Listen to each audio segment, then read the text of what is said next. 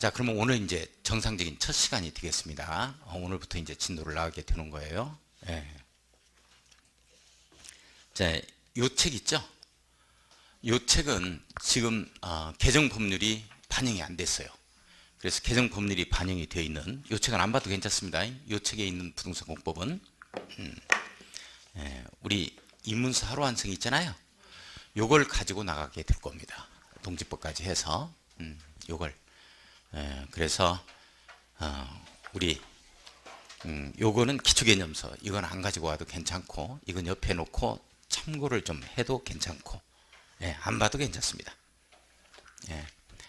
자, 그래서 일단 수업 11월, 12월은 용어가 어떤 용어가 등장하는지 요걸 한번 쭉 들어보는 거에서 그칠 수 있도록 해요.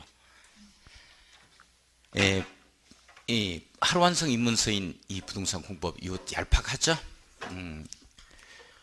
요 책은 이 내용이 계속해서 제가 지금 어제도 3강을 더 녹음을 해놨어요. 그래서 지금 6강으로 되어 있고 한 강만 더 하면 7강으로 되어 있죠.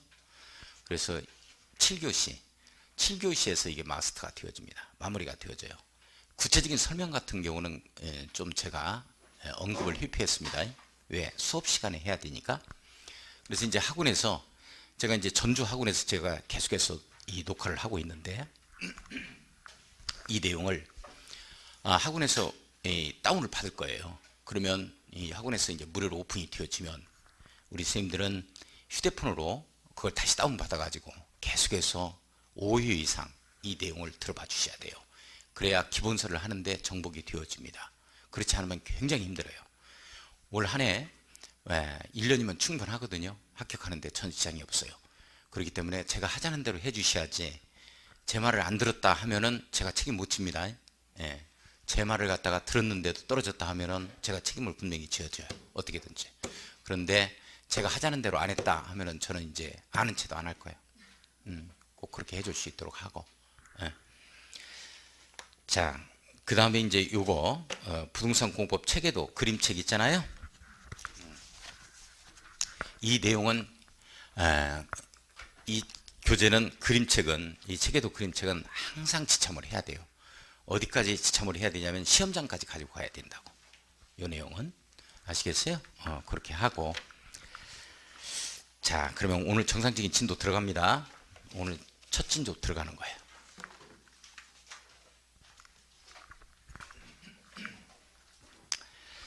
우리나라는 이 법률 체계를, 이원적 법률 체계를 가지고 나와요.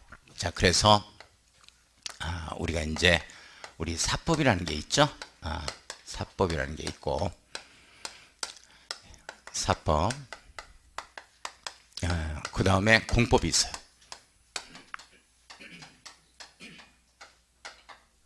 공법이 있다. 여기 이제 요 사법은 조금 발음을 갖다가 경음 발음해 줘야 돼요. 사법으로, 이렇게 법으로 발음합니다. 만약에 사법 해버리면, 사법으로 발음하면 우리 헌법기관인 이 사법이 돼요. 그래서 요거는 조금 세게 발음하는 거예요. 사법 이렇게 발음합니다. 자, 그래서 이제 사법과 이 공법이 이렇게 되어지는데, 이 사법은 개인사죠. 그래서 개인들 간에 있어서 사생활에 이 법률 관계를 기울여 놓고 있다. 이렇게 이해를 해주시면 돼요. 그래서 이것은 사익을 위한 거다라고 이해를 좀 해주시면 되고, 요거는 사익을 위한 건데, 개인의 이익을 위한 건데, 이 공법은 공익을 위한 거예요. 그래서 국가나 지방자치단체가 행정목적 달성을 위해서 끊임없이 우리 개인들에게 이렇게 즉 우월적 지위를 가지고 있는 이런 기관들이 행정청에서 사인에게 사유재산권에 대한 제약을 가할 수 있는 이와 같은 법이 공익을 위해서 하는 것들이죠. 이게 공법입니다. 그래서 요건 이제 우리 사익을 위한 거니까 사법이라는 것은 수평관계를 기울하고 있다, 이렇게 표현되는 거죠.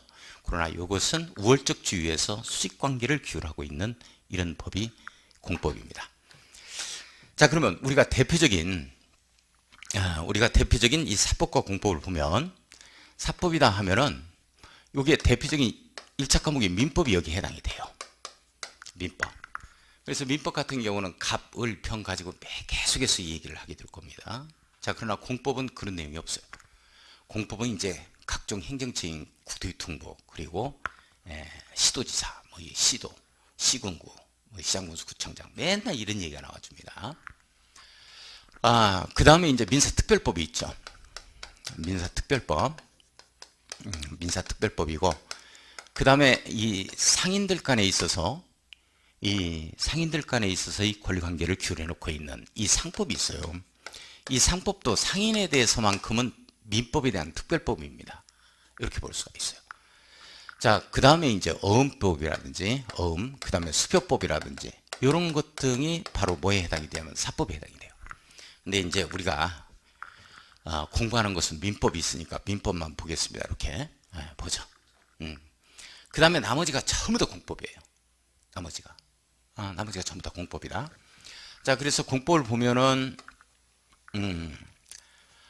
우리 대표적인 우리가 공부하는 2차 과목이 부동산 공법, 부동산 공법이 있죠. 자, 그 다음에 이제 우리 헌법 이것도 이제 공법에 해당이 되고 모든 법들, 그 다음에 형법이라든지, 그 다음에 형사소송법이라든지, 뭐 이런 것들이 전부 다 공법에 해당이 돼요. 뭐 국제법이라든지 전부 다 이게 공법이죠. 우리 헌법에서는 이 북한을 이 국가로 인정 않습니다. 우리 대한민국이라는 것은 영토가 일단 한반도 그리고 부속 도서까지를 얘기하기 때문에 하나의 국가로 인정을 않지만 국제법에서는 이 북한을 인정을 해요. 그래서 유엔에도 가입시켰고 또 그렇죠. 국가로 일개 국가로 가입을 시켰습니다. 봅니다. 국제법에서는. 우리 헌법에서는 국가로 안 보지만, 그래서 국제법 같은 경우에는 이제 우리가 일본을 갖다가 우리가 전범국가라 하죠. 전범국가, 전쟁의 범주를 일으킨 국가다 이렇게 되어집니다.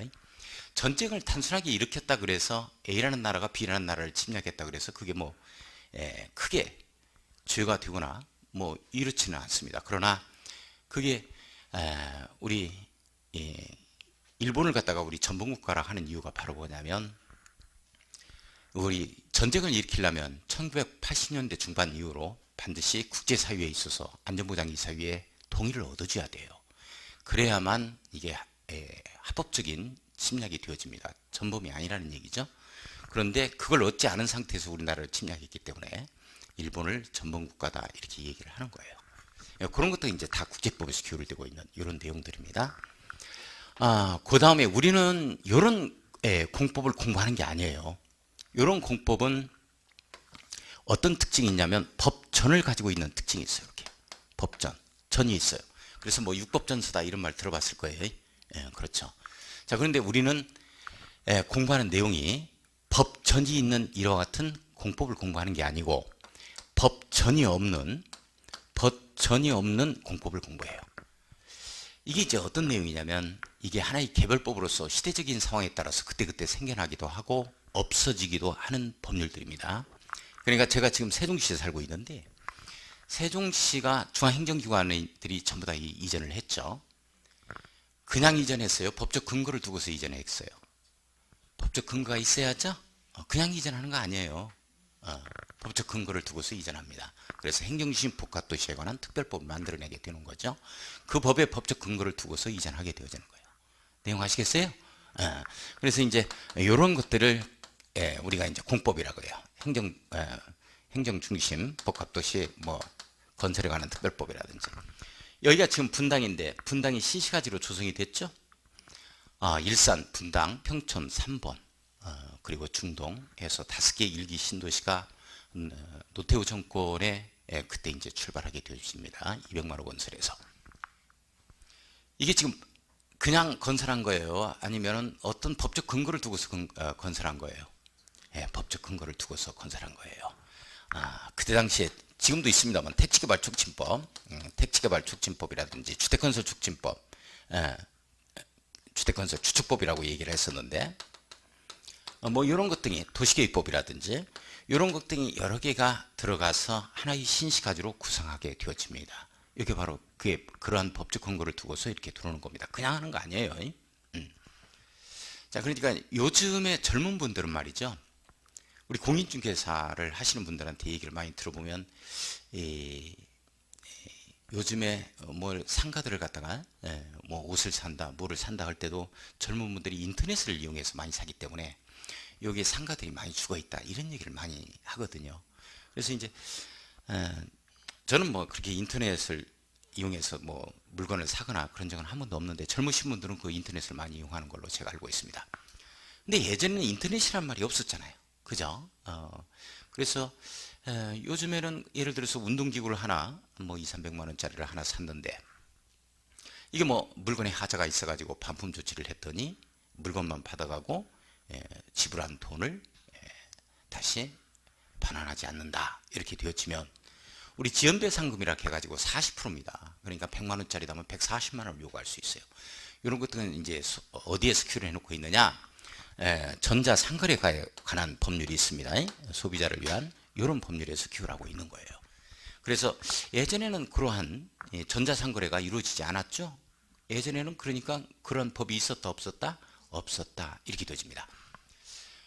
요즘에 우리나라가 이제 경제 대국이죠. 11위권에 해당이 되어지는데 그러다 보니까 자동차가 지점마다 막 두세 대씩 있게 되죠. 그러면서 이제 중고자동차 시장이 또 활성화가 되어지는데 우리 중고자동차 시장을 우리가 레몬마켓이라 그러죠. 정확히 가격대를 형성할 수 없는 이런 시장을 말합니다. 이제 예전엔 지금은 이제 안 그렇습니다. 예전에는 이걸 갖다가 법적 근거가 없었어요. 그러니까 예를 들어서 예전에 레몬마켓인 이 중고차 매매 시장에서 딜러가 이 계기판을 속여요. 계기판을 갖다가 이걸 갖다가 바꾸치기 한다는 거나 막 그럽니다. 그렇게 해가지고 이게 좋은 차라고 해서 막 그냥 이 부풀려서 가격대를 형성해 놓고 그렇게 이제 부당이득을 취하는 거죠. 이거 안 되겠다 싶어서 빨리 법을 하나 만들어야 돼요. 이 법이 바로 뭐냐면 자동차 관리법입니다. 자동차 관리법. 자동차 관리법에 의하면 이 자동차 딜러는 말이죠. 중고자동차 딜러는 반드시 자동차의 이력을 갖다가 반드시 오픈시키도록 되어 있어요. 그걸 하지 아니하면 정확하게 사고 난 차량이라든지 물에 침수된 차량이라든지 이런 물에 잠긴 차량이라든지 이런 걸 갖다가 오픈시키지 아니하면 벌금 500만 원의 이 벌금을 갖다가 물리게 되어집니다. 이런 것 등에 대한 규율 등이 예전에는 없었던 이러한 법들이 시대적인 상황에 따라서 그때그때 생겨나게 되어지는 이러한 법, 이런 법이 법전이 없는 개별법인 공법이에요. 내용 아시겠어요? 그러면 이런 법들이 많겠다, 별로 몇 개 안 되겠다, 많겠다 이렇게 되어집니다. 많겠다. 그러면 이러한 이 법전이 없는 개별법, 시대적인 상황에 따라서 그때그때 생겨나기도 하고 없어지기도 하는 이런 법들이, 개별법들이 몇 개나 되어지느냐? 저는 세어본 적이 없음. 못 세어봤어요. 너무 많아서. 그런데 법제처 사무관이 나와가지고 이 얘기하는 것을 제가 들었습니다. 1200개 정도가 있다 그럽니다. 1200개 정도가. 그러면 일단 그분이 또 법제처에서 국가법령정보센터에 있는 분이기 때문에 그분을 신뢰해서 저도 1200개 정도가 있습니다. 이렇게 말하겠습니다. 여기서 웃어야 되는데 1200개 정도가 있는데 그러면 이렇게 많은 법전이 없는 개별법인 공법이 1200개 정도가 있는데 1200여 개가 있어요. 이 중에서 약 10%입니다. 10%니까 몇 개 정도 되는 거예요? 한 120여 개 되는 거죠? 120여 개, 약 120여 개 돼요. 이게 부동산에 관한 공법입니다. 아시겠어요? 네. 이 부동산에 관한 공법이 한 10% 정도가 돼요. 120여 개. 그러면 우리 부동산 공법에 관한 시험 문제는 120여 개의 법이 시험 범위에 해당이 되는 게 아니고, 자, 1쪽을 펴요. 1페이지를. 입문서 하루 완성입니다. 그 책을 펴요. 1페이지를 보면, 자, 밑에 하단부에 교재 구성은 다음과 같다. 이렇게 나와 있죠. 국토의 계획 및 이용에 관한 법률 이렇게 나와요. 자, 한번 읽어보세요. 국토의 계획 및 월체 이용에 관한 법률. 다시 한번 읽어요. 다시 한번 더 읽어요. 국토의 계획 및 이용에 관한 법률. 다시 한번 읽어봅시다. 국토의 계획 및 이용에 관한 법률. 자, 두 번째는 무슨 법률이 있어요? 도시개발법. 다시 한번 읽어요. 도시개발법. 다시 한번 도시개발법. 다시 한번 도시개발법. 그 다음에 어떤 법이 나와요? 옳지. 도시 및 주거 환경 옳지. 정비법. 다시 한번 읽어요. 도시 및 주거 환경 정비법. 다시 한번 읽어요. 도시 및 주거 환경 정비법. 그 다음에 뭐가 나와요? 뭐가 나와요? 건축법. 뭐가 나온다? 건축법. 그 다음에 뭐가 나오고? 주택법. 무슨 법? 주택법. 그 다음에 뭐가 나오고? 농지법. 농지법. 이렇게 나오죠? 몇 개예요? 6개. 다시. 부동산에 관한 공법이 120여 개가 있는데 120여 개가 전부 다 시험 범위가 아니고 몇 개만 시험 범위에 해당이 된다? 6개만 시험 범위로 하는 거야. 이 말 이해해요? 그러니까 여기에는 산림자원의 조성 및 관리에 관한 법률, 산지관리법 이런 법도 전부 다 부동산에 관한 공법이에요. 개발제한구역 지역 및 관리에 관한 특별조치법이라든지. 내용 이해가요? 전부 다 부동산에 관한 공법인데 이런 건 시험 범위로 하지 않고 딱 6개만 시험 범위로 한다. 내용 이해가죠? 따라서 원래 부동산 공법이라는 과목은 없는 것이다. 어느 시점에 농지법이 없어지고 산지관리법이 들어갈 수도 있고 산림법이 들어갈 수도 있는 거야. 내용 이해가죠? 네, 이렇게 해서 이 6가지를 우리가 부동산 공법이라고 통상 칭하고 과목 명칭을 부동산 공법에서 부동산 공법에서 이렇게 통상 칭해서 우리 시험 범위로 하고 있다. 이렇게 되어지는 거예요. 그죠? 자, 부동산 공법 시험 범위 120여 개 중에서 6개만 합니다. 자, 첫 번째 무슨 법 해요? 국토의 계획 및 이용에 관한 법률. 그 다음에 두 번째는 무슨 법?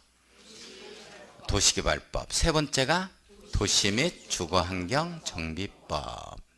네 번째가 건축법. 그 다음에 주택법. 그 다음에 농지법. 이것만 시험 범위로 해요. 자, 그러면 여기 봐요. 국토의 계획 및 이용에 관한 법률이 문제가 12문제가 나와. 12문제. 그 다음에 도시개발법이 6문제가 출제돼. 도시 및 주거환경법 정비법이 6문제가 출제되고 건축법이 7문제 출제되고 주택법이 7문제 그리고 농지법이 2문제예요. 다 합해봐요. 몇 문제 나오나?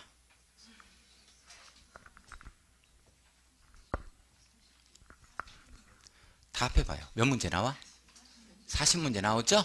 40문제니까 100점 만점으로 하면은 2.5점씩 이렇게 계산이 돼야 되겠죠? 그러면 우리가 이제 괄학이 40점이라고 40점? 40%다. 그러면 40문제 중에 40% 이상은 맞아야 돼요. 그러면 4, 46에서 16문제. 16문제는 꼭 맞아야 됩니다. 그래야 합격을 기대할 수 있다. 이렇게 되어지는 거죠. 다른 거 다 100점 맞고 부동산 공법을 갖다가 15개 맞으면 안 돼요. 불합격 처리됩니다. 죽으나 사나 16문제는 맞아야 돼요. 그러면 올같이 시험 문제가 출제됐을 때 국토의 계획 및 이용에 관한 법률에서는 평이하게 출제가 됐어요. 그러니까 우리 같이 한번 풀어봤습니다만은 12문제에서 몇 문제를 맞춰야 정상이냐면 10문제 맞춰야 정상이야. 그 다음에 도시개발법과 도시 및 주거환경 정비법 용어의 정의에서 가장 쉬운 문제들이 한 3문제 절반씩 나왔어요. 여기서 3문제 맞고 여기 3문제 맞으면 16문제야. 나머지 안 풀어도 합격을 기대할 수 있다. 이렇게 쉬운 거야. 합격하기가 이렇게 쉬워. 그런데도 떨어져. 이거 다 포기하고 이거 다 포기해도 그 농지법은 꼭 시험 문제가 둘 중 하나가 5번으로 하나 나오거든. 그럼 여기서 또 하나 맞았네? 뭐 할 것이 있어야지 뭐. 합격이다. 이렇게 쉬운 게 합격이야.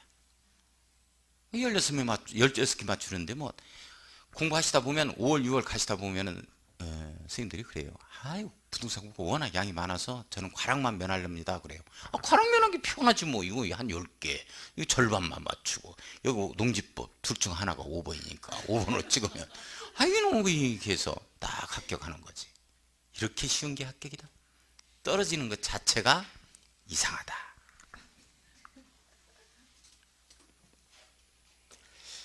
자, 그러면 우리가 대표적인 사법이 민법에 해당이 되어지고, 그 다음에 공법이 우리 뭐 2차 과목에 해당이 되는 것, 공시법, 세법 이런 거 다 공법이에요. 예. 자, 이 개별법인 부동산 공법 우리가 2차 과목에 이렇게 한번 써보겠습니다. 부동산 공법. 이제 1차 과목은 민법, 이게 사법에 해당이 되고, 2차 과목 중에서 부동산 공법, 요게 이제 공법에 해당이 되어지는데, 우리 민법은 말이죠. 처음부터 끝까지 뭐를 공부하게 되어지냐면, 공부해보세요. 이걸 공부하는구나 라는 걸 알 수 있어. 처음부터 끝까지 민법은 이 법률 행위를 공부해요. 법률 행위. 그 다음에 부동산 공법은 2차 과목 부동산 공법은 행정행위를 공부해요. 행정행위. 이걸 공부해요. 법률행위다 하면 뭐 의사표시를 필수 불가결한 요소로 하는 법률 요건. 뭐 청약이 있다, 승낙이 있다, 그래서 이제 매매 계약이 체결이 된다, 뭐 이런 얘기 늘상 할 게 될 것입니다. 그죠? 처음부터 끝까지 의사표시가 들어가 있는 이 법률행위를 공부하게 되어집니다. 자, 그런데 우리 공법은, 부동산 공법은 말이죠. 이게 행정법이에요. 그래서 처음부터 끝까지 행정행위를 공부하는 거예요. 행정행위를.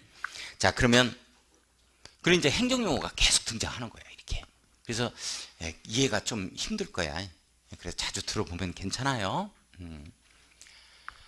이 처음부터 끝까지 행정행위를 공부하다 보니까 우리 부동산 공법을 하다 보면은 계속해서 시도지사, 대도시장, 무슨 국토교통부 장관, 뭐 해양수산부 장관도 나오고 농림축산식품부 장관도 나오고 막 그래요.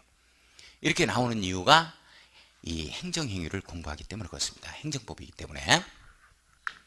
그래서 행정행위라는 것은, 행정은 무슨 뜻이냐 하면, 행정이라는 것 자체는 이 국가, 지방자치단체의 어떤 사회적 목적 등을 달성하기 위해서 국가나 지방자치단체가 행하는 일련의 활동, 이런 액션들 모두 이게 행정행위예요. 행정청에서 하는 짓거리다, 이렇게 이해를 하면 됩니다. 행정청에서 하는 행위들을 갖다가 모두 뭐라 그런다? 행정행위다, 이렇게 표현하는 거예요. 자, 그래서 이 행정청에서 하는 이러한 이 사회적 목적 달성을 위해서 하는 행정청의 일련의 활동을 행정이라고 그러는데, 이 행정 목적 달성을 하기 위해서는 말이죠. 목적을 달성하려면 반드시 뭐가 필요하냐면 계획이 필요할 거예요. 뭔 일을 하더라도 우리 이번에 뭐 주말에 어디 놀러 갑시다, 소풍 갑시다, 야유회 갑시다 할 때도 뭐 계획이 필요한 거예요. 뭐 5,000원씩 걷자, 이렇게 장 보자, 막걸리 2통 사고 뭐 이런 것들. 뭐 이런 것들 계획이 좀 필요하죠. 몇 시에 뭐 차량 뭐 출발 뭐 이런 것들에. 그래서 행정계획이라는 게 필요한 거야, 이게. 행정계획이라는 게. 그러니까 우리가 지금 딱 책을 펴보면 광역도시계획, 도시군 기본계획, 도시군 관리계획, 지구단위 계획 막 이런 말이 나와요. 이런 말이 나오는 이유 알겠어요? 우리 행정법이니까 행정목적 달성을 위해서 각종 계획이 있어야 된다는 말이지. 그래서 행정계획이 계속 등장하는 거야. 행정계획에. 자, 그래서 모든 행정계획들은, 대표적인 이런 행정계획들은 만들어지게 되어지면, 자, 여기에서 우리 법률행위, 법률행위 성립요건 공부했어요? 네, 법률행위가 성립하려면 반드시 내용이 확정이 돼야 되고, 그 내용 자체가 가능해야 되고, 그 다음에 적법해야 되는 것이며 타당해야 된다. 들어봤어요? 들어봤다가 하는 거야, 그냥. 여기도 똑같아요. 행정행위가 유효한 행정행위가 되려면 이 내용 자체가 확정이 돼야 되고, 가능해야 되고, 적법해야 되고, 타당해야 됩니다. 그런데 이건 행정행위에는 법률행위 없는 하나가 더 있어요. 이게 바로 뭐냐? 이게 바로 표시성의 원칙이라고 하는 거야. 반드시 오픈을 시켜야 돼요. 이건 오픈시킬 필요가 없죠. 갑과 을이 거래계약을 집 사고 파는데 아파트 게시판에다가 누가 누구한테 집을 팔았대야 하고 오픈시킬 필요가 전혀 없는 겁니다. 그러나 행정이라는 건 주민의 협조를 바라기 때문에 주민이 없는 행정이라는 일이 있을 수가 없는 거죠. 그래서 필승의 원칙에 의해서 항상 오픈을 시키도록 되어 있어요. 그러니까 항상 우리 책을 딱 눈 감고 딱 펴보면 항상 뭐를 공고한다, 고시한다, 공람한다, 열람한다, 징그러요. 이런 용어가 나오는 거야. 이런 용어가 나오는 이유 알겠어요? 그렇구나. 요 행정계획 자체는 주민에게 협조를 바라는 거니까 일단 오픈을 시키는 거구나. 그래서 맨날 뭘 공고한다, 고시한다 이런 말에 걸리는 거구나 라는 걸 이해를 해 주셔야 돼. 자, 그러면 이렇게 오픈을 딱 시켜버리면 어떤 효과가 있게 되어지느냐 하는 거야. 이해만 좀 합니다. 뭐 이거 시험 문제 나오는 거 아니에요. 지금 제가 이거 말씀드린 이유는 뭐냐면 우리 책을 갖다가 우리 법조문을 읽는 데 있어서 이런 용어가 왜 등장하는가 이걸 이해를 시키기 위해서 하는 거예요. 제가 시험 문제 나오는 건 시험 문제 나온다고 별표 치라고 해요. 그건 시험 문제 나와. 자, 이렇게 오픈 시켜버리면 첫 번째 이 구속력이 있어요. 물론 반드시 다 모든 행정계획이 구속력이 있는 것은 아니고 뭐 구속하지 않는 행정계획도 있습니다. 구속할 때를 갖다가 구속적 행정계획이라고 그러고 구속하지 않는 행정계획을 비구속적 행정계획이다 이렇게 표현을 하게 되어지는데 구속한다는 말은 무슨 뜻이냐면 따라오도록 하게 한다 이 뜻이에요. 구속한다는 말은 무슨 뜻? 따라오도록 하게 한다 이 뜻이야. 자, 이게 무슨 말이냐? 이 갑의 대지가 이렇게 있는데 여기에 도로를 깔겠다는 거예요. 성남시에서. 이렇게 되어지면 갑은 도로 깔겠다는 이 계획에 따라가 줘야 돼. 따라갈 필요가 없어. 따라가 줘야 된다고. 이런 걸 구속한다 이렇게 표현합니다. 이해가요? 이런 구속력이 있는 거야. 자, 그래서 반드시 오픈시켜야 되는 거야. 만약 오픈을 안 시켜버리면 이건 효력 발생을 못하도록 만들고 있다고. 따라갈 필요가 없는 거야 이건. 그래서 우리가 항상 이렇게 공고한다, 고시한다 여기에 이제 항상 걸리는 거고, 그 다음에 공정력을 지녀요. 그 다음에 확정력을 지녀요. 우리가 뭐 학문 연구하는 건 아니니까 공정력 이거 하나 가지고 확정력까지 같이 설명을 드리겠습니다. 공적으로 자, 모든 행정적인 사안은 이런 짓거리는 행정행위 자체가 행정계획 수립에서 오픈되어지면 행정청에서 하는 짓거리는 말이죠. 행정행위 자체는 모든 게 올바른 짓거리예요. 옳다 이 뜻이에요. 똑같이 썼네. 이건 이제 확정력으로 해가지고 다시 별도로 설명을 하는 건데 우리는 학문 연구하는 건 아니니까 제가 그냥 이렇게 설명하겠습니다. 이건 확정이 된다 이 뜻이에요. 확정된다 이 내용입니다. 행정청에서 하는 짓거리는 모두가 올바른 짓거리고 행정청에서 하는 짓거리는 모두 한 번 이루어진 처벌은 확정되는 힘을 가지고 있어요. 이게 무슨 말이냐 하는 거야. 이게 무슨 말이냐면 이 미금역 여기 사거리에다가 뭐 그랜저 이 신차 그랜저를 갖다가 사진 찍어가지고 불법 주차했다 그래가지고 과태료 성남시장이 과태료 5만 원을 나한테 부과했어요. 과태료 5만 원을. 그랜저를. 제 차는 그랜저가 아니에요. 쬐깐한 차입니다. 모닝차인데 과태료 5만 원을 딱 부과한 거야. 그럼 난 이 차 없거든 그랜저. 자, 그러면 나무 차를 갖다가 사진 찍어가지고 내 앞으로 이강년 앞으로 과태료 부과가 5만 원이 돼 있어요. 이거 유효한 거야 무효한 거야? 유효 무효. 내 차가 아니라니까. 유효야 무효야? 말 안 하려면 하지마. 1시까지 안 하면 끝내게. 누가 깎아본가 봐요. 지금부터 입 다물고 있게요 그냥.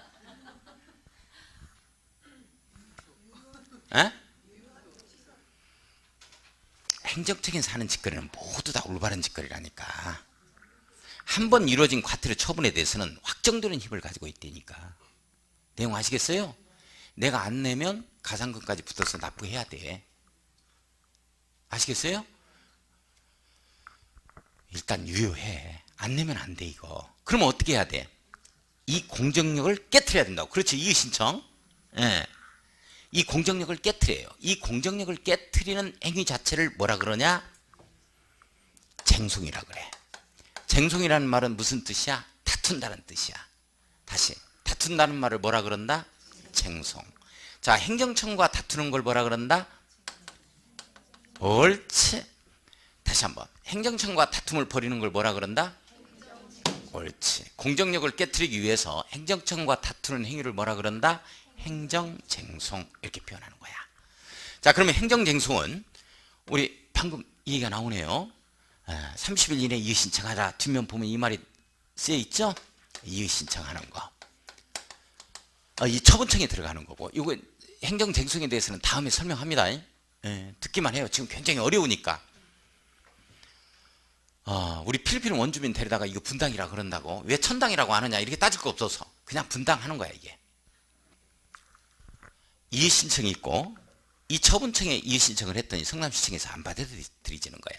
그래서 경기도청사로 들어갑니다. 심리 판단을 다시 한번 도청에 의뢰하게 되어지는데, 직근 상급 행정청한테 심리 판단을 다시 한번 의뢰하게 됐을 때 행정심판위원회가 설치된 곳이어야만 합니다. 요걸 행정심판이라고 그래요. 이의 신청과 행정심판은 심리 판단의 주체가 전부 다 행정청입니다. 같은 식구죠. 그래, 니네들이 또 그렇게 나올 줄 알았어. 또 같은 식구니까. 이렇게 되면 법원에 가서 소송을 제기하게 되어지는데, 이게 행정소송입니다. 요건 심리 판단의 주체가 행정청이고, 요건 심리 판단의 주체가 법원입니다. 그래서 행정청과 다툼을 이렇게 벌이는 걸 뭐라 그런다? 행정쟁송. 이렇게 표현합니다. 학자에 따라서는 행정쟁송 의미가 이걸 행정쟁송이라고 한다 주장하는 학자도 있고, 쟁송 자체가 행정청과 다툼을 벌이는 행정쟁송은 이의 신청부터 포함이 된다라고 주장하는 학자가 있는데, 우리는 뭐 학문 연구하는 건 아닙니다. 뭐 그런 게 시험 문제 나오는 건 아니니까. 그래서 그냥 행정청과 다툼을 벌이는 이러한 행위를, 일련의 행위를 행정쟁송이라고 한다. 정리돼요? 네, 이렇게 이해를 합니다. 자세하게는 본 수업에 들어가서 이제 또 할 거예요. 지금은 이제 우리 입문서 하루 완성 과정은 11월, 12월은 일단 어떤 용어가 나오는 것만을 우리가 조금 감지를 한번 해보자고요. 완벽하게 정리할 필요도 없고. 자, 이렇게 되어져요. 그래서 일단 무효다 해버리면 안 돼요. 그래서 행정청에서 하는 짓거리는 모두가 올바른 짓거리고, 한번 이루어진 처분 등은 무조건 확정되는 힘을 가지고 있다라는 걸 이해를 좀 해주셔야 돼. 이런 힘을 가지고 있어요. 자, 그래서 어떤 내용이 있냐면, 우리가 이제 이런 내용이 있다고. 잘 보세요. 이게 맞는 말일까 틀리는 말일까, 얼마만큼 센스 있는가 보겠어. 내가 설명은 끝났어. 이 공정력에 대해서 얘기를 했으니까. 행정계획이 위에 청사진 계획이라고 해서 큰 틀과 방향을 제시하는 이런 계획이 나와요. 이런 계획을 우리가 상위계획이라고 합니다. 이 상위계획이 나왔으면 여기에서 부합되게 하위계획이 수립이 돼야 돼요. 구체적인 집행계획이 수립돼야 되겠죠. 상위계획은 하위계획의 지침이 돼야 되고, 하위계획은 상위계획에 부합되게 수립되어야 합니다. 잘 보세요. 용어가 바뀌지면 틀려. 이게 내용 자체가 크로스되면 틀립니다. 주어 자체를 뭘로 잡느냐에 따라 서술어가 달라지는 거죠. 그래서 상위 계획은 딱 이렇게 잡으면 하위 계획의 지침이 된다로 끝나야 돼요. 하위 계획은 딱 이걸 주어로 잡게 되어지면 서술어가 상위 계획에 부합되어야 한다로 딱 끝나야 됩니다. 이 내용이 바꿔지면 틀려요. 아시겠어요? 네. 자, 그러면 하위 계획이 상위 계획에 부합되게 수립되어야 되는데, 이게 하위 계획이 나왔는데 상위 계획 내용과 이 내용이 틀려요. 내용과 틀리다. 틀리게 수립이 되어 있어요. 이렇게 되면 시험 문제가 이 지문이 떴어요. 하위 계획이 무효다라는 말이 떴습니다. 하위 계획이 무효다. 이 지문이 떴어요. OX.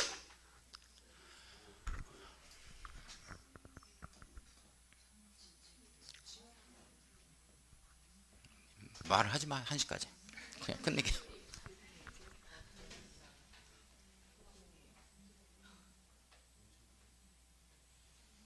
나 이거 공정력에 대해서 설명했어. 잘 봐요. 하위 계획이 상위 계획에 부합되게 수립돼야 돼. 근데 내용이 틀리게 부합되지 않게 수립됐다는 거야. 이렇게 되면 하위 계획이 무효라 그랬어. OX. 꼭 우리 수업 시간에 OX 하면은 O반 X반. 치킨 방식 꼭 대답이 나온다고. 양념 반 프라이드 반. 짬짜면 짜장면 절반 짬뽕 절반. O반 X반. 자, O야 X야. 무효다 이렇게 끝나면 O야 X야. 이거 봐봐. 하위계획이 잘못 수립됐다 하더라도 한번 수립되면 옳고 확정되는 힘을 가지고 있다니까. 유효한 거야. 무효다 이렇게 나오면 틀려. 내용 아시겠어? 그러면 어떻게 되냐면 이걸 다시 취소하고 변경할 수 있는 사유에 해당이 돼. 그래서 항상 하위계획이 상위계획에 부합되지 않으면 상위계획 우선의 원칙에 걸립니다. 상위계획 우선의 원칙에 걸려요. 반드시 상위계획이 우선한다. 이걸 적용하지 않고 이걸 적용하고 여기에 부합되게 다시 수립돼야 돼요. 내용 이해 가요? 무효라는 말이 나오면 무조건 틀린다. 왜? 공정력 때문에 그런 거야. 내용 됐어요?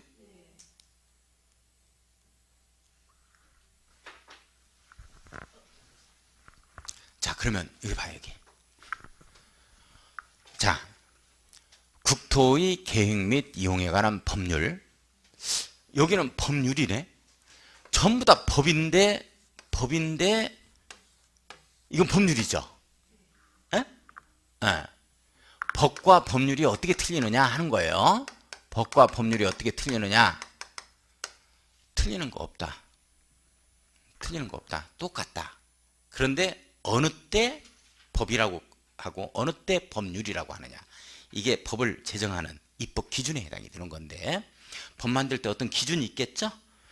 이거예요. 단지 이것밖에 없어요. 뭐뭐에 관한이라는 형용사 상당어구가 들어가면 율로 끝나도록 돼 있어요. 뭐뭐에 관한 이 형용사 상당어구로 딱 들어가면 법 앞에 법으로 끝나면 안 돼요. 법률 이렇게 끝납니다. 그러니까 공익사업을 위한 토지 등의 취득 및 보상에 관한 뭐뭐에 관한 들어갔으니까 법이어야 돼, 법률이어야 돼. 그렇습니다. 그것밖에는 없어요. 자, 이런 것도 이제 국회에서 만들어내는 거죠. 요 밑에 이제 시행령이라고 있어요. 시행령이 있죠. 요게 이제 대통령령에 해당이 되는 거죠. 대통령령에 해당이 되는 거고. 그 다음에 시행규칙이 있어요. 시행규칙. 시행규칙. 우리가 이제 국토교통부가 가장 많이 나오니까 국토교통부령이에요. 부령으로 이렇게. 자, 그래서 우리가 이제 국회에서 만들어내는 거, 국회가 이제 전문가들이 또 국회의원들이 아니기 때문에 법에 대한 이게 하위 법령으로서 이제 위임을 하게 되어집니다. 그러면 전문가들이 이제 구체적으로 이 시행령을 만들게 되어지는 거죠. 국토교통부, 환경부, 기획재정부, 이렇게 산업통상자원부 여기에서 만들어내는 걸 이제 시행규칙이라고 그러고. 자, 그러면 우리 꼭 시험 문제가 지난주에 한번 다뤄봤는데, 시험 문제가 다음에 국토의 계획 및 이용에 관한 법률상 이렇게 뜨는 게 아니고 시험 문제가 어떻게 뜨냐면 법령상 이렇게 떴다고. 시험 문제가 지난주 시험 문제를 보면 그렇죠.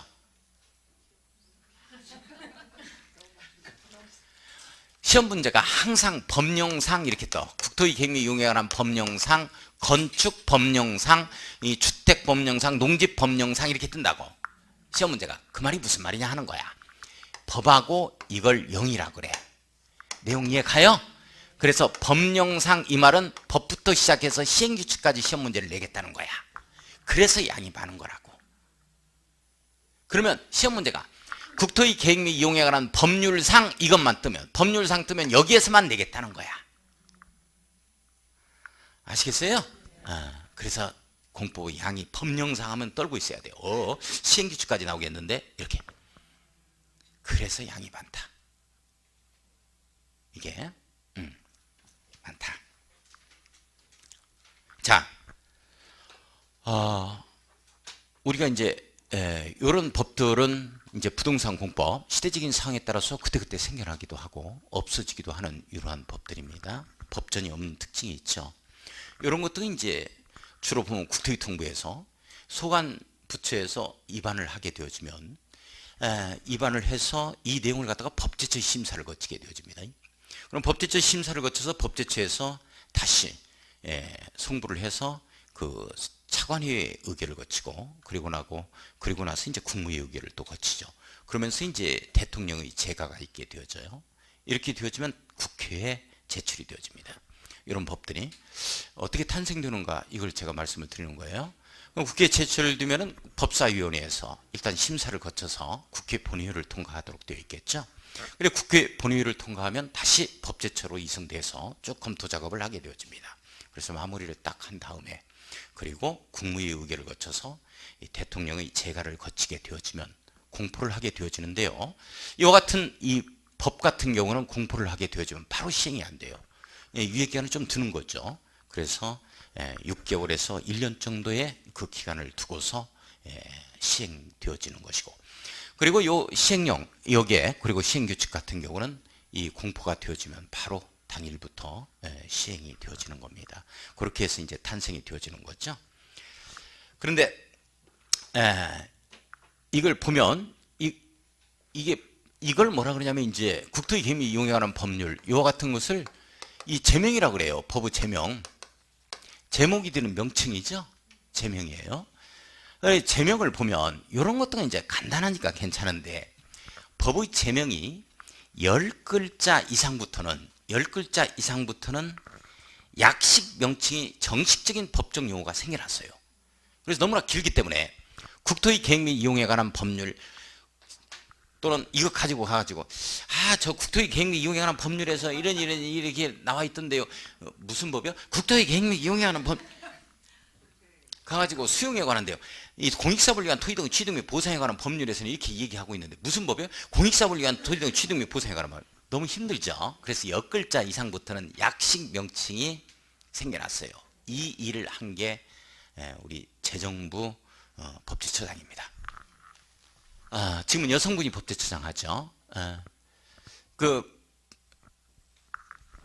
여기 약식 명칭을 만들어낸 분이 재정부 법제처장이고, 그 다음에 그 전전에 있었던 법제처장이 누구냐면 이석연 법제처장인데, 이석연 법제처장은 어떤 일을 해놨냐면, 우리가 이 법 자체가 일본에서 들어온 거예요. 그래서 일본식 법률 용어가 상당히 많습니다. 그대로 막 직수입했다고. 직수입. 우리는 수입한 거고, 일본 놈들은 독일법을 개수한 거고, 우리는 수입한 거다 이렇게 생각을 해야 돼. 우리도 개수한 건데 아무튼 독일법을 개수한 게 일본은 다시 일본을 거쳐서 우리나라에 들어오게 되어집니다. 자, 그래서 일본식 법률 용어가 많아요. 그러니까 무슨 놈에 게을리한다 하는 거 우리나라 좋은 얘기도 있는데, 해태한다 이런 말을 써요. 해태한다 하면은 그게 이제 게을리한다 이런 내용이거든요. 어렵죠? 그래서 일본식 용어를 우리나라 말로 알기 쉬운 생활법령에서 용어 자체를 바꾸기 시작한 게 이석연 법제처장이 한 일이고, 재정부 법제처장은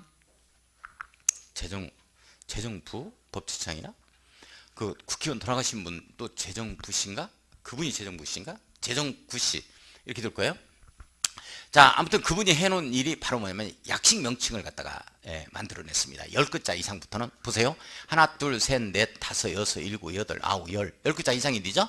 그래서 이걸 10글자 이상부터는 약식 제명을 만들어내는데, 국토의 계획 및 이용에 관한 법률은 국토계획법으로 만들어졌어요. 자, 이거 법적 용어입니다. 이걸 아무렇게나 하면 안 돼요. 국계법을 한다는 거나 국토법 한다는 거나 또는 뭐 국기법 한다는 거나 이런 말 하면 절대 안 됩니다. 일단 따르세요. 국토계획법 이렇게 얘기를 할 수 있도록 해야 돼요. 자, 그 다음에 10글자 이상 되는 게 여기에 또 있어요. 도시 및 주거 환경 정비법. 하나, 둘, 셋, 넷, 다섯, 여섯, 일곱, 여덟, 아홉, 10글자예요. 그래서 이건 뭐라 그러냐면 도시정비법이라고 합니다. 하천정비도 있고 도로정비도 있기 때문에 도시정비법 이렇게 표현해요. 따르세요. 도시정비법. 우리 이제 하다 보면 개발제한구역 지금 및 관리에 관한 특별조치법 이런 말이 나오거든요. 그것도 너무 길잖아요. 그래서 그건 개발제한구역법 이렇게 이제 줄입니다. 뭐 이제 그렇게 줄이도록 돼 있어요. 전부 다 이게 아무렇게나 줄이면 안 돼요. 공익사업을 위한 토지 등의 취득 및 보상에 관한 법률. 이건 토지보상에 관한 전반적인 내용이기 때문에요. 토지보상법 이렇게 줄입니다. 그래야지 뭐 토지취득법이라든지 이런 말 하면 절대 안 돼요. 다른 뭐 공토법이라든지 공취법이라든지 이런 말은 비법적 용어예요. 따라서 전문가의 냄새가 날 수 있도록 정확한 법적 용어를 구사할 수 있도록 해줘야 됩니다. 자, 그런 것도 이제 제가 본론으로 들어가서 제 수업을 할 때 말씀을 드릴 거예요. 자, 그러면 우리가 이게 1200개 정도가 된다 그랬는데 그 중에서 부동산에 관한 공법이 120개 정도 되고 그 1200개 정도가 되는 법 중에 법의 제명이 가장 긴 게 몇 글자냐 하는 거예요.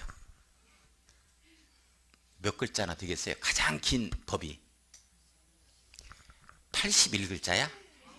81글자인데 81글자의 법이 있어요. 그 법을 저도 못 이우니까 제가 써왔어. 한번 읽어 드릴게. 아, 그런 법도 있구나. 이게 법전이 없는 개별법인 그때그때 시대적 상황에 따라서 생겨나기도 하고 없어지기도 하는 이 법들이 공법이다 라는 거야. 우리는 그걸 공부하는데 그 중에서 부동산에 관한 공법 120개 중에서 6개만 시험 범위로 한다, 이런 내용이거든요. 자, 그러면 가장 긴 거, 우리나라의 이 공법 개별법 중에서 가장 긴 법을 하나 소개시키겠습니다. 저도 못 이우니까 이걸 써봤어요. 81글자 되는 거 봐요. 정확하게 한번 세보세요. 대한민국과 아메리카 합중국 간의 상호 방위 조약 제4조에 의한 시설과 구역 및 대한민국에서의 합중국 군대의 지위에 관한 협정의 시행에 따른 국가 및 지방자치단체의 재산의 관리와 처분에 관한 법률. 81글자 맞아요? 그 세워서 뭐해? 81글자야. 이게 가장 길어. 그러니까 우리가 이제 미군 부대가 평택으로 내려가게 됐는데 이 평택의 법적 근거를 두고서 내려왔다. 그냥 내려온 거다.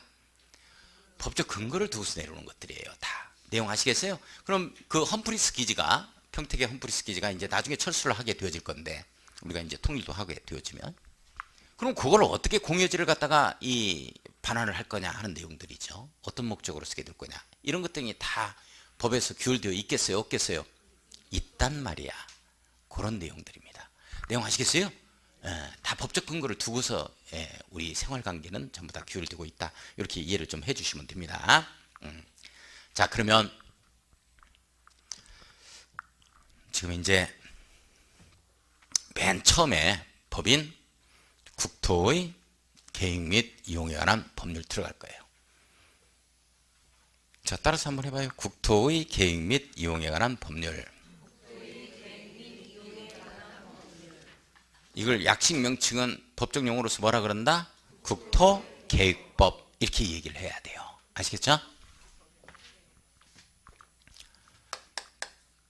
국토의 계획 및 이용에 관한 법률. 이제 여기를 들어가게 되는데, 이런 법천이 없는 개별법은 어떤 특징을 가지고 있냐면, 이 특징을 한번 보겠어요. 이 특징, 법전이 없는 이 개별법인 이 특징은 말이죠. 부동산 공고 특징은 법 조문을 보면 제1조 이렇게 출발하겠죠. 제1조 내용은 이 법을 만든 목적이 뭐냐, 재정 목적이에요. 이 법을 만든 목적이 뭐냐가 무조건 1조야. 무조건. 자, 그래서 국토의 계획 및 이용에 관한 법률은 국토를 계획 잡고 이용해야, 먼저 이렇게 계획을 잡고 이렇게 이용을 해야 이 공공복리가 증진이 된다, 이런 내용이에요. 자기 땅이라 해서 자기 멋대로 막 이렇게 쓰면 안 돼. 계획 잡힌 대로 이렇게 써줘야지. 내용 아시겠어요? 그런 내용을 재정 목적으로 이렇게 하고 있습니다. 1조가. 그러면 제2조가 뭐냐? 제2조는 용어의 정의예요. 뭐 이런 거 안 적어도 괜찮아요. 제가 시험 문제 나오는 건 나온다 그래. 뭐 이런 걸 알고 있으면 더욱더 좋겠습니다만 몰라도 괜찮아요. 뭐 들어보기만 합니다. 제가 시험 문제 나오면 나옵니다 하고 알려드려. 근데 그걸 안 하니까 문제가 되는 거지. 제2조를 보면 어떤 법이나 국토의 계획 및 이용에 관한 법률부터 농지법까지 보면 제1조가 이 농지법을 만든 목적이 뭐냐, 그리고 2조가 제2조가 용어의 정의가 나옵니다. 그러면 용어의 정의는 국토의 계획 및 이용에 관한 법률의 제2조가 용어의 정의인데 이게 이제 20개가 있거든요. 20개가. 그 용어의 정의를 다 안다는 얘기는 국토의 계획 이용에 관한 법률의 전반적인 내용을 다 훑고 있다는 얘기야. 알고 있다는 거예요. 그죠? 그래서 이런 걸 뭐라 그러냐면 가장 어려운 파트가 용어의 정의예요. 오늘 용어의 정의 바로 들어갈 겁니다. 그럼 그 내용을 모르는데 이해가 간다 안 간다? 안 간다 이렇게 되는 거예요. 그래서 그런 내용들은 우리 1월부터 본래의 수업에서 자세하게 설명이 나가게 될 겁니다. 그러니까 이게 이제 용어의 정의는 하나의 총칙편에 해당이 되죠. 그래서 이제 용어의 정의를 오늘 한번 해볼 건데, 예를 들어서 광역도시계획이라고 하면 광역계획권에 대한 장기 발전 방향을 제시하는 계획을 말한다. 이제 이렇게 얘기를 하거든요. 광역계획권에 대한 계획을 말한다. 뭐 이렇게 이제 얘기를 하는데, 광역계획권이 뭐냐? 뭐 이런 얘기 질문하면 안 돼요. 다 할 거니까 한번 훑어보자는 얘기예요. 그냥 필리핀 원주민 데리다가 이게 분당이고 저기가 일산이고 저기가 중동이고 여기가 평촌이고 여기가 삼본이야 하고 일기 신도시가 이렇게 5개가 있었거든 하고 이렇게 훑어보는 거야. 삼본하고 분당하고 고양 저기 뭐야 일산하고 왜 저기는 고양시고 여기는 성남시냐 질문할 것도 없어. 일기 신도시로 출발했으면 똑같이 시가 똑같아야지. 이렇게 필리핀 원주민이 질문할 수 있다고. 그런 질문하면 된다 안 된다? 안 된다. 지금 계속해서 제가 지금 이 공부를 이제 뭐를 하게 되냐면, 이거 행정법이니까 행정청에서 하는 짓거리, 행정행위를 공부하다 보니까 허가다, 인가다, 승인이다, 뭐 그 다음에 뭐 신고다 이런 얘기가 쭉 나와요. 계속 전부 다 행정 용어가 나오게 등장하게 되어지는데, 이런 것들 질문하는 거다 안 하는 거다? 질문한다 안 한다? 골체 하지 않는다. 이게 설명 나갈 거야. 그러면 언제 설명 나가느냐? 지금 설명 안 해요. 지금 설명하면 못 알아들으니까. 내가 허가에 가면 부작위 의무 해제입니다라는 말을 해요. 그럼 부작위 의무가 뭔지를 알아야지. 지금 모르는 상태에서 설명이 못 나간다고. 그래서 언제 나가느냐? 이런 내용들에 대한 설명은, 이해가 안 가는 부분에 대한 설명은 마지막 순환인 5월, 6월에서 나가요. 뭔 내용인지 이해 가요? 설명을 안 하겠다는 얘기 아니야. 지금 설명해도 모른다는 거야. 이거 설명해버리면 다음 주에 다 결석해요. 아이고 나 뭔 말인지 모르겠다고. 기다리면 돼. 그리고 질문은 부동산 국보는 양이 워낙 방대하고 생소한 내용들이 등장합니다. 행정 용어들이 등장하기 때문에 제가 이 설명을 다 할 거야. 그리고 질문을 절대적 금물 하지 마라. 언제부터 하는 거다? 질문은 알고 있을 때부터 해야 돼요. 5월, 6월부터 하는 겁니다. 그 전에는 질문 무조건 하지 마세요. 무조건 하는 대로 그냥 광역도시계획 하면 그냥 광역도시계획 하는 거야. 광역계획권 하면 광역계획권 하는 거고 질문할 거 없어요. 다 설명할 거니까. 아시겠어요? 질문은 부동산 공법에 대한 질문은 언제부터 한다? 5월, 6월부터 한다. 뭔가 알고 있을 때. 지금 설명해야 의미가 없다. 예. 선이 뭐고 후가 뭔지 이걸 갖다가 제가 가르마를 타서 빠른 속도로 수직 상승할 수 있도록, 점수가 나올 수 있도록 강의를 하려고 하기 때문에 그렇습니다. 제가 하자는 대로 꼭 따라줘야 돼요. 하자는 대로 따라줘야 된다. 자, 우선 여기에 대한 설명을 더 들어가기 전에 잠깐 이쪽으로 조금 기분 전환을 하고 한번 봅시다. 여기에서 나이가 가장 많은 게, 이게 재정 연도가 가장 빠른 게, 나이가 가장 많은 게 무슨 법일 것 같아요? 가장 오래된 법. 농지법이 가장 오래된 것 같죠? 출생 연도를 한번 보겠습니다. 이 법의 출생 연도를 한번 보겠습니다. 국토의 계획 및 이용에 관한 법률은 2003년에 만들어집니다. 자, 도시개발법은 2000년에 만들어집니다. 잠깐 여기서 문제야. 자, 도시개발법은 신도시를 만들겠다는 법인데요. 그러면 2000년 전에는 신도시가 있었다 없었다? 신도시 만드는 게 있었다 없었다? 자, 다시 한번 도시개발법은 신도시 만드는 법입니다. 그러면 2000년에 만들어진다는 얘기인데, 그러면 2000년 전에는 신도시가 있었다 없었다? 있었다. 그러면 신도시가 만들어진 게 도시개발법에 의해서 만들어진 게 아니고 다른 법률에 의해서 만들어졌을 것이다. 이해 가요? 그게 바로 택지개발촉진법, 주택건설촉진법, 그리고 도시계획법. 이런 법률이 함께 아우러져서 분당을 만들고 일산을 만들고 과천을 만들고 상계 신도시를 만들었던 거예요. 내용 이해 가요?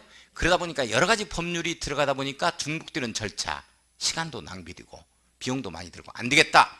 단일 법률에 의해서 우리 신시가지를 만들어 보자 라고 해서 만들어지는 게 도시개발법에 의한 2000년대에 만들어지는 이 법입니다.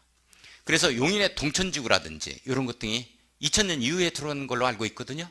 도시개발법이 적용을 받아서 만들어진 이러한 신시가지에 해당이 된다라는 얘기예요. 아시겠어요? 네. 자, 그 다음에 도시의 주거환경 정비법은 2003년에 만들어집니다. 그 전에 정비 사업이 없었느냐? 있었어요. 다 개별적인 법률이 통폐합돼서 2003년도에 이 법으로 탄생이 되어집니다. 자, 건축법 이건 1962년도에 만들어져요. 1962년도 연식이 좀 됐죠? 연식이 됐다. 주택법이 요게 2003년에 만들어집니다. 그럼 주택법이 2003년에 만들어지면 그 전에는 주택건설이 아파트 건설이 없었어요? 있었죠. 주택건설 촉진법에 의해서 아파트가 건설됐던 거예요. 그게 없어지고 이렇게 시대적인 상황에 따라서 없어지기도 하고 생겨나기도 하는 법, 이런 법을 공법이라고 하고, 법전이 없는 특징이 있죠. 부동산에 관한 공법을 부동산 공법이라고 하며 그 중에서 120개 중에서 6가지만 우리 시험 범위로 한다. 여기까지 이해 가요? 네. 자, 됐어. 그 다음에 농지법이 언제 만들어지냐면 1996년에 만들어집니다. 희한하죠? 그죠? 희한해. 자, 그러면 이때 1996년 이전에는 뭐가 있었냐면 농지개혁법이 있었어요. 농지개혁법이 있었고 또 어떤 법률이 있었냐면 농지에 있어서의 보전, 농지 보전 및 이용에 관한 법률이 있었어요. 관한 법률. 뭐뭐에 관한 하면 이렇게 법률로 끝나는 겁니다. 농어촌 발전 특별법이 있었어요. 특별법. 이 법이 통폐합되면서 1996년도에 농지법으로 통폐합이 됩니다. 그래서 농지 소유, 이용, 관리에 관한 이런 내용들을 규율해놓고 있는 법입니다. 자, 이때 농지개혁법에서 농지취득자격증명 이걸 규율해놓고 있었는데요. 농취증이라고 하지 않고 이때 당시는 농지매매증명이라고 그랬습니다. 농지매매증명이라고 했었습니다. 이게 이걸로 된 겁니다. 오늘날에. 그 다음에 농지보전 및 이용에 관한 법률. 보전할 부분은 보전하고 이용할 부분은 이용하자에서 나와주는 이 내용이 바로 여기에 절대농지하고 상대농지가 있었던 내용들이죠. 오늘날의 절대농지, 상대농지는 없어지고 이게 바로 농업진흥지역이라는 용어로 바뀝니다. 이 용어로 다 용어로 바뀐 겁니다. 이건 이걸로 바뀌고 요거. 자, 농어촌 발전 특별법에 의해서 요 농지를 전용해서 다른 용도로 쓰자는 얘기죠. 그래, 농지를 농사 짓는 목적으로 쓰는 게 아니고 전용하는, 이런 농지 전용을 할 때는 허가를 받는다는 거나 신고를 하자는 내용들을 규율해 놓고 있는 이 법이었어요. 이 법이 통폐합돼서 1996년도에 농지법으로 탄생이 됩니다. 그래서 가장 나이가 많은, 연식이 가장 많은 게 뭐다? 건축법입니다. 법의 제명이 만들어지고 나서 지금까지 계속해서 변하지 않고 이어져 내려오고 있어요. 자, 그러면 좀 쉬었다가 하겠습니다.